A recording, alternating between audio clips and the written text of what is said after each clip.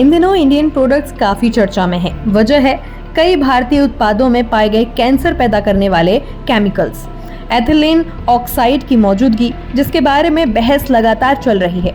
दरअसल ये चर्चाएं तब शुरू हुई थीं जब भारत में ब्रांडों के प्रोड्यूस किए गए केवल कुछ प्रोडक्ट्स को लेकर खबरें सामने आने लगी थीं कि इन प्रोडक्ट्स में कुछ मिलावट है। लेकिन वहीं अब ये चर्चाएं और भी ज्यादा बढ़ गई हैं और असल में एक डरावनी कहानी का रूप लेती जा रही हैं।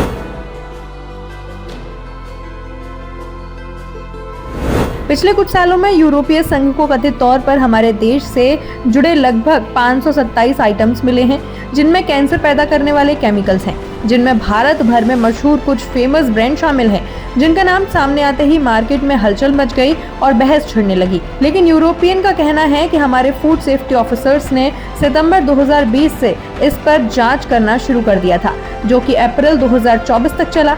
लगभग 3.5 सालों की इस रिसर्च में उन्होंने कुछ चौंकाने वाले खुलासे किए और पाया कि लगभग 527 फूड आइटम्स और इंग्रेडिएंट्स में कैंसर पैदा करने वाले केमिकल्स मौजूद हैं।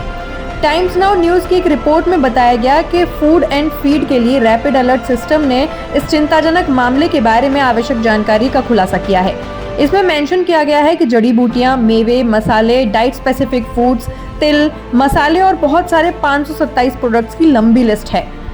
मगर हैरानी की बात तो ये है कि जिन इंडियन प्रोडक्ट्स में एथिलीन ऑक्साइड के अंश मिले हैं, उन्हें उनके संबंधित विभागों ने इस केमिकल के यूज पर कोई रोक या बैन तक नहीं लगाया है और ना ही कोई आवश्यक कार्यवाही ही की है। हालांकि इस केमिकल वाले कुछ प्रोडक्ट्स पर हांगकांग और सिंगापुर में पहले ही बैन लग चुका है। लेकिन इससे उलट इंडियन फूड सिक्योरिटी और स्टैंडर्ड्स अथॉरिटी FSSAI ने उठ रही चिंताओं को दूर करने के लिए कुछ कदम जरूर उठाए हैं, जिसमें उन्होंने सेफ्टी स्टैंडर्ड्स को पूरा करने के लिए मसालों और दूसरे फूड आइटम्स की क्वालिटी चेक करना शुरू किया है।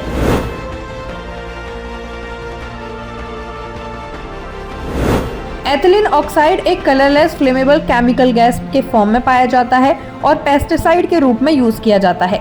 इसके अलावा इसका एक उपयोग स्टेरलाइजिंग एजेंट के रूप में भी होता है, लेकिन इसका उपयोग कम क्वांटिटी में ही किया जाए तभी ठीक रहता है। अगर उसका इस्तेमाल ज्यादा किया जाने लगे तो ये काफी ज्यादा हानिकारक और जहरीला हो सकता है, क्योंकि इसके चलते उल्टी, सिर दर्द, ब्रीदिंग प्रॉब्लम्स, फेफड़ों की प्रॉब्लम और नौशिया भी हो सकता है। वहीं दूसरी ओर अगर इसका इस्तेमाल लंबे वक्त तक किया जाए तो कैंसर, न्यूरोटॉक्सिसिटी, रिप्रोडक्टिव प्रॉब्लम्स और बहुत कुछ होने की संभावनाएं होती हैं, जो कि जानलेवा साबित हो सकती हैं।